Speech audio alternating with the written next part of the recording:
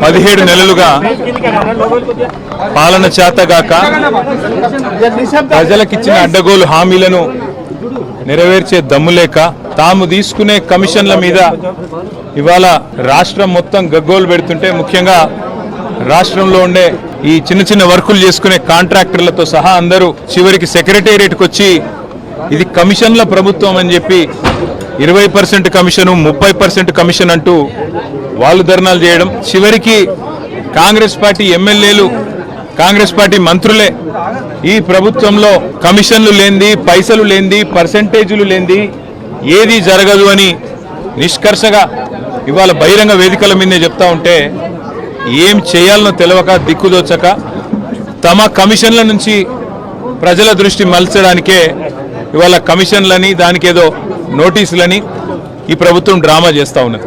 ప్రజాపాలన కాస్త ఈరోజు పర్సెంటేజ్ల పాలనగా మారిపోయింది. ఇది వాస్తవం. 20%, 30% అనేది మేం చేస్తున్న ఆరోపణ కాదు. ఇవాళ స్వయంగా కాంగ్రెస్ పార్టీ ఎమ్మెల్యేలు మంత్రులు చెప్తున్న మాట, ఈ రాష్ట్రంలో కాంట్రాక్టర్లు సెక్రటేరియట్లోనే ధర్నా చేసే దుస్థితి వచ్చిన మాట వాస్తవం. ఇది కాంగ్రెస్ బీజేపీ కలిపి వండుతున్న వంటకం ఏదైతే ఉందో, కాళేశ్వరాన్ని ఒక విఫల ప్రయోగంగా చిత్రీకరించే ప్రయత్నం ఏదైతే ఉందో, ప్రజలకు వాస్తవాలు తెలుసు. మాకు ఈ దేశంలోని చట్టాల మీద, న్యాయ వ్యవస్థ మీద మాకు సంపూర్ణమైన విశ్వాసం ఉంది. తప్పకుండా ఈ ప్రభుత్వాన్ని మాత్రం తప్పించుకుందామనే ప్రయత్నం చేస్తూ ఉన్నారు.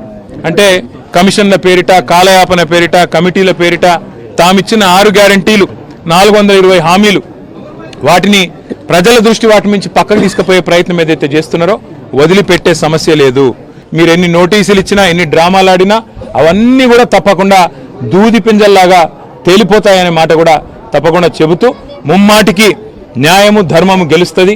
ముమ్మాటికి తెలంగాణకు మేలు చేసిన వాళ్ళని ఆ దేవుడు కాపాడతాడు. మీరు ఎన్ని చిల్లర ప్రయత్నాలు చేసినా, వచ్చి 17 నెలల నుంచి మీరు చేస్తున్నాయని చిల్లర ప్రయత్నాలే. ఈ కమిషన్ అని, ఆ కమిషన్ అని, ఈ ఎంక్వైరీ అని, ఆ ఎంక్వైరీ అని. అందుకే నేను చెప్పేది, ఈ 3D మంత్రం ఎక్కువ రోజులు నడవదు. ఈ డిసెప్షన్, డిస్ట్రాక్షన్ అనే మీ ఆలోచన ఏదైతుందో ఎక్కువ రోజులు నడవదు. తప్పకుండా తెలంగాణ ప్రజలు తిరగబడే రోజు కూడా వస్తుంది. ముమ్మాటికి రేవంత్ రెడ్డి ప్రభుత్వానికి, ఈ స్కామ్ గ్రేస్ ప్రభుత్వానికి తప్పకుండా బుద్ధి చెప్తారనే మాట కూడా నేను తెలియజేస్తాను.